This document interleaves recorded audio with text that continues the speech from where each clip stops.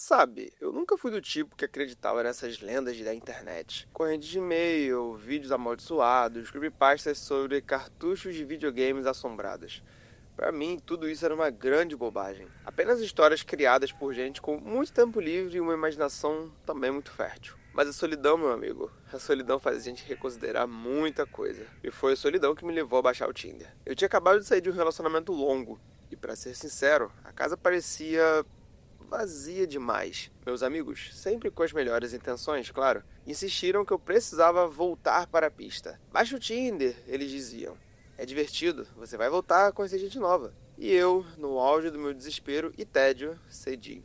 Pensei, o que de pior pode acontecer? Mal sabia eu a profundidade dessa pergunta. No começo, foi exatamente o que eu esperava. Um desfile interminável de rostos, biografias genéricas e a estranha sensação de estar julgando pessoas como se fosse um catálogo de produtos. Desliza para a direita, desliza para a esquerda. A dopamina do match ocasional, seguida quase sempre por uma conversa que morria em 3 ou 4 mensagens, era superficial, era vazio, mas de certa forma preenchia o silêncio. Foi mais ou menos na segunda semana de uso que eu me deparei com as regras, entre aspas. Eu estava em um daqueles fóruns online obscuros, um lugar onde as pessoas discutem os cantos mais estranhos da internet. O tópico era sobre aplicativos de relacionamento e suas lendas urbanas. E lá estava o post fixado.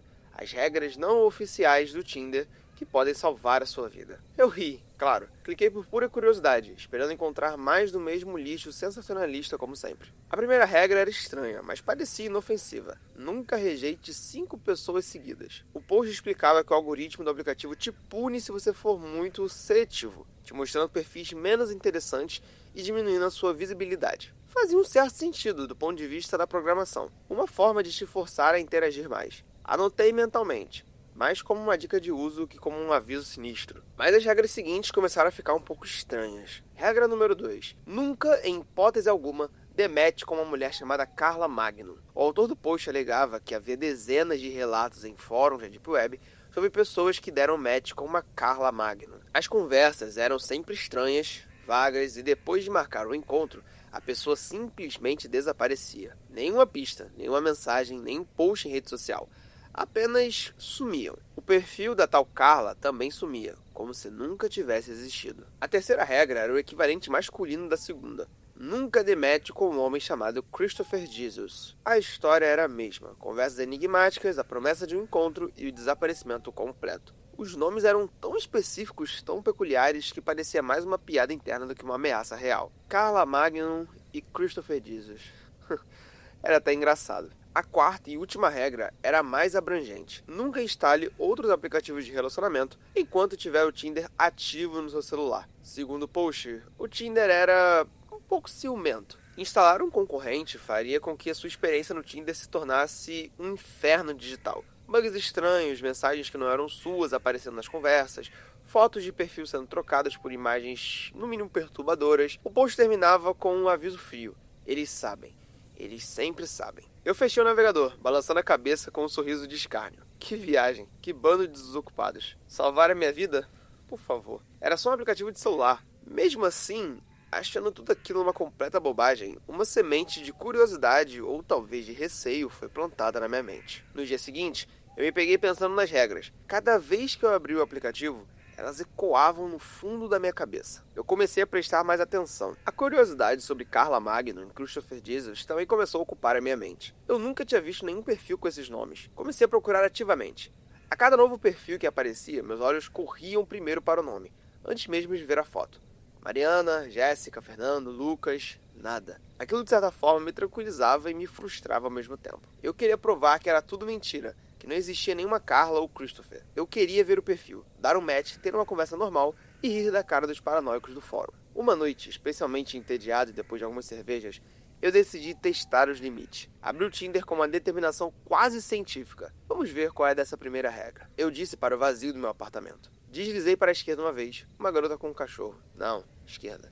Um cara com uma foto no espelho da academia. Definitivamente não, esquerda. Um perfil sem foto, só com uma frase do Coringa. Passo, esquerda. Outra foto de viagem, para um lugar que eu não fazia ideia de onde era. Não me interessou. Esquerda. 4 rejeições. O próximo perfil apareceu na tela. Uma mulher com um sorriso simpático, fotos de uma viagem a um lugar que eu adorava, uma biografia inteligente e engraçada. Ela parecia perfeita. o tipo de pessoa que eu realmente gostaria de conhecer. E eu estava prestes a deslizar para a direita. Mas a regra ecoou na minha cabeça. Nunca rejeite 5 pessoas seguidas. E uma voz traiçoeira. A voz da minha teimosia e do meu ceticismo sussurrou. E daí? É só uma lenda idiota. Você vai deixar de conhecer alguém legal só por causa disso? Mas havia outra voz. A voz do desafio. Eu queria ver o que aconteceria. Eu queria provar para mim mesmo que nada iria mudar. Com um sentimento de desafio infantil, eu deslizei o perfil dela para a esquerda. A 5ª rejeição. Imediatamente, algo mudou. Não foi nada drástico, apenas sutil. Os perfis que vieram a seguir eram diferentes. As fotos pareciam ter uma qualidade inferior. Os sorrisos pareciam forçados. As biografias eram vazias ou simplesmente estranhas. Parecia que eu tinha sido rebaixado para uma categoria inferior de usuários. É o algoritmo, eu tentei me convencer. O post do fórum estava certo sobre isso. Pelo menos, o app só estava me punindo. Mas a sensação era mais estranha do que isso. Era como se a atmosfera do aplicativo tivesse mudado. As cores pareciam um pouco menos vibrantes, a interface um pouco mais lenta. Eu dei um like em alguns perfis só para tentar reverter a situação, mas não recebi nenhum match. Nenhum. Nem naquela noite, nem na manhã seguinte. Era como se eu tivesse me tornado invisível. Frustrado, eu pensei na 4ª regra. Nunca instale outros aplicativos de relacionamento. A minha lógica, agora um pouco abalada, me disse que se o Tinder não estava funcionando, eu deveria tentar outro. A teimosia falou mais alto. Fui até a loja de aplicativos e baixei o primeiro concorrente que apareceu. O download foi rápido e a instalação não teve problemas. Criei um perfil usando as mesmas fotos e a mesma biografia. No instante que eu terminei o cadastro do novo aplicativo, meu celular vibrou. Era uma notificação do Tinder. Sentimos sua falta. Achei estranho, mas ignorei. Abri o novo app e comecei a usá-lo. Então, meu celular vibrou de novo. E de novo. E de novo. Uma enxurrada de notificações do Tinder. Temos um novo match para você. Alguém curtiu seu perfil. Sua próxima grande história de amor está a um deslize de distância. Era um bombardeio. Eu tentei dispensar as notificações, mas elas continuavam aparecendo, uma atrás da outra, tornando o celular quase impossível de usar. Irritado, abri o Tinder para tentar desativar as notificações. E foi aí que o verdadeiro terror começou. A primeira coisa que vi foi a minha foto de perfil. Não era a que eu tinha escolhido. Era uma foto minha, sim, mas uma que eu não lembrava de ter tirado. Eu estava dormindo. A foto tinha sido tirada de baixo para cima, do pé da minha cama, no escuro. Meus olhos se arregalaram. Meu coração começou a bater descontroladamente. Como aquilo era possível? Eu moro sozinho. Eu tentei apagar a foto, mas o aplicativo não respondia. Eu clicava na opção de editar o perfil e nada acontecia. Em pânico, comecei a olhar as minhas conversas. Havia mensagens que eu não tinha escrito. Em uma conversa com uma garota com quem eu tinha dado match dias antes, havia uma mensagem minha que dizia: "Eu sei onde você mora." A garota tinha respondido com um ponto de interrogação e depois me bloqueado. Em outra conversa, eu tinha enviado uma série de frases sem sentido, uma mistura de letras e números que parecia um código. Eu fechei o aplicativo, com as mãos tremendo. Desinstalei o outro aplicativo de relacionamento que eu tinha acabado de baixar. O bombardeio de notificações parou. Eu respirei fundo, tentando encontrar alguma explicação lógica. Um hacker? Alguém invadiu a minha conta? Parecia a única explicação plausível. Troquei a minha senha e ativei todas as verificações de segurança possíveis. Por um tempo, as coisas pareceram voltar ao normal. A foto bizarra sumiu, as mensagens estranhas pararam, e eu me convenci que tinha sido apenas um susto, um hacker idiota tentando pregar uma peça. Mas o medo já tinha se instalado. Eu continuei usando o aplicativo, mas com uma paranoia constante. Eu evitava rejeitar muitas pessoas seguidas. Eu lia cada nome com atenção. A busca por Carla Magnum e Christopher Jesus tinha se tornado uma obsessão. Eu precisava confirmar que eles não eram reais. E então, numa terça-feira chuvosa, aconteceu. Eu estava deslizando os perfis sem muito interesse. E de repente, congelei. O nome do perfil que surgiu na tela fez meu sangue gelar. Carla Magnum. A foto era normal.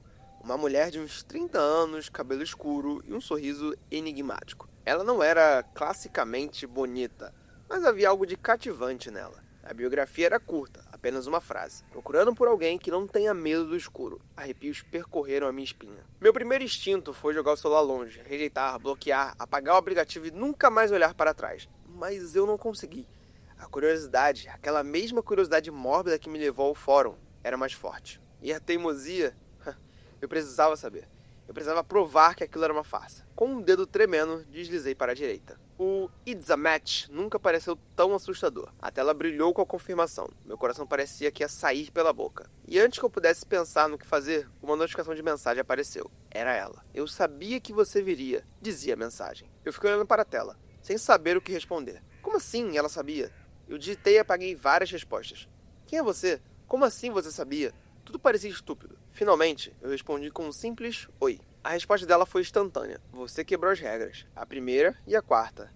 Você é curioso. Eu gosto disso. Como ela sabia? Como ela podia saber que eu tinha rejeitado 5 pessoas seguidas dias atrás? Como ela sabia que eu tinha instalado outro aplicativo? O pânico começou a se transformar em algo diferente. Um terror gélido. Eu não estava lidando com um hacker. Aquilo era outra coisa. Que regras? Eu digitei, tentando me fazer de desentendida. Não se faça de bobo, ela respondeu. Você leu sobre elas. Você só não acreditou. As pessoas nunca acreditam. É por isso que continuam vindo até nós. Nós? O plural fez um alarme soar na minha cabeça. Nós quem? Eu perguntei. Eu e o Christopher. E todos os outros que vieram antes de vocês. Meu sangue gelou. Christopher Jesus. A outra regra. Eles estavam juntos? Era uma dupla? A conversa continuou por horas. Carla, ou quem quer que estivesse por trás daquele perfil, era magnética. Ela não respondia minhas perguntas diretamente. Sempre com enigmas, com frases que pareciam ter duplo sentido. Ela falava sobre almas, sobre conexões que transcendiam um plano físico, sobre como o aplicativo era apenas uma porta de entrada, entre aspas. Ela me disse que eu era especial, que eu tinha uma energia que eles procuravam. Eu estava apavorada, mas também fascinado. Eu não consegui parar de conversar. Era como uma droga. A cada mensagem dela, eu senti um calafrio, mas também uma necessidade de receber a próxima. No final da noite, ela me fez uma proposta. Quero te encontrar. Eu sabia que não devia. Todos os alarmes do meu corpo estavam gritando para ocorrer. Os relatos do fórum, os desaparecimentos, mas a voz dela, ou melhor, suas palavras, tinham me enfeitiçado. E uma parte de mim ainda queria acreditar que era uma elaborada pegadinha, que eu chegaria no local do encontro e encontraria um grupo de nerds de fórum rindo da minha cara. Onde? Eu perguntei. Ela me mandou um endereço. Um bar no centro da cidade que eu conhecia. Era um lugar público, movimentado. Isso me deu uma falsa sensação de segurança. Amanhã, às 9 da noite, ela escreveu. Não se atrase, nós não gostamos de esperar. Nós... De novo esse plural. Passei o dia seguinte em um estado de ansiedade febril. Eu mal conseguia trabalhar. Eu contei a um amigo sobre o encontro, sem dar muitos detalhes. Apenas disse que ia encontrar uma garota do Tinder. Se eu não te mandar mensagem até meia-noite, chame a polícia. Eu disse, meio brincando, meio sério. Ele riu. À noite, eu fui. Cheguei ao bar e me sentei em uma mesa no canto, observando a porta. Cada mulher que entrava fazia meu coração acelerar. Às 9 em ponto, ela entrou. Era exatamente como na foto. Ela olhou ao redor, seus olhos encontraram os meus, e ela sorriu. Aquele mesmo sorriso enigmático. Ela se sentou na minha frente. Você veio, ela disse. A voz dela era suave, hipnótica. Eu disse que você era curioso. Conversamos por horas. Sobre a vida, sobre sonhos, sobre medos. Ela parecia normal, interessante, inteligente. E eu comecei a relaxar. Comecei a pensar que eu era um idiota paranoico, que toda a história das regras era uma coincidência maluca. Mas então, eu comecei a notar as pequenas coisas. A forma como ela nunca piscava, o fato de que ela não tocou na bebida que pediu, a maneira como, quando ela falava, as pessoas das mesas ao redor pareciam não notar nossa presença, como se estivéssemos em uma bolha só nossa. Então, ela pegou minha mão sobre a mesa. O toque dela era frio, gélido, um frio que não era natural, que parecia vir de dentro para fora. Sua alma é tão... brilhante, ela sussurrou, e seus olhos pareceram escurecer por um instante. Christopher vai adorar, Carla disse. Naquele momento, o pânico voltou com força total. Então eu puxei minha mão de volta. Eu preciso ir ao banheiro. Eu gaguejei, me levantando. Eu não fui ao banheiro. Eu fui direto para a saída, quase correndo. Eu não olhei para trás. Eu entrei no meu carro e dirigi para casa, o mais rápido que pude, com o coração martelando contra as minhas costelas. Quando cheguei em casa, eu tranquei a porta, as janelas, tudo. Peguei meu celular para bloquear Carla, apagar o Tinder, jogar o aparelho na parede se fosse preciso. Mas, quando eu desbloqueei a tela, ele estava aberto. O aplicativo estava aberto. E havia uma nova mensagem dela. Você não pode fugir. Ninguém pode.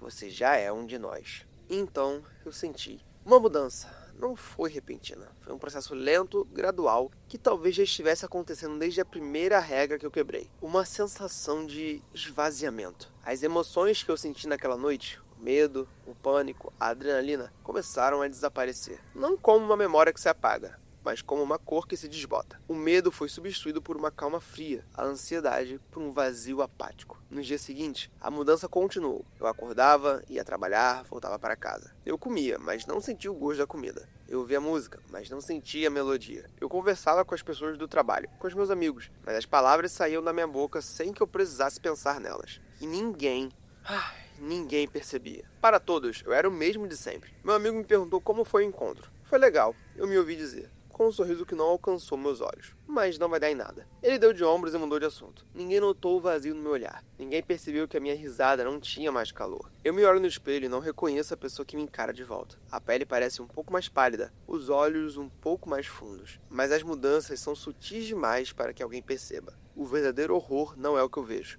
É o que eu não sinto. Eu perdi a capacidade de sentir alegria, tristeza, raiva, amor. Eu sou uma casca, um autômato executando uma rotina. Meu corpo continua aqui, mas a minha alma, eu acho que sei para onde ela foi. Às vezes, eu abro o Tinder. Eu não sei porquê. É um impulso, um eco de um hábito antigo. E eu vejo os novos perfis. Jovens, cheios de alegria, de esperança, de solidão. Procurando por uma conexão. E eu deslizo, sem emoção, sem interação. Esquerda, direita. Às vezes, eu paro em um perfil que parece brilhante, cheio de energia. E eu sei o que preciso fazer. Meu nome agora aparece no aplicativo como Christopher Jesus. E eu estou sempre procurando por alguém que não tenha medo do escuro. Porque o Tinder não apenas rouba sua alma. Ele te dá um novo emprego. E nós ainda temos muitas vagas a serem preenchidas.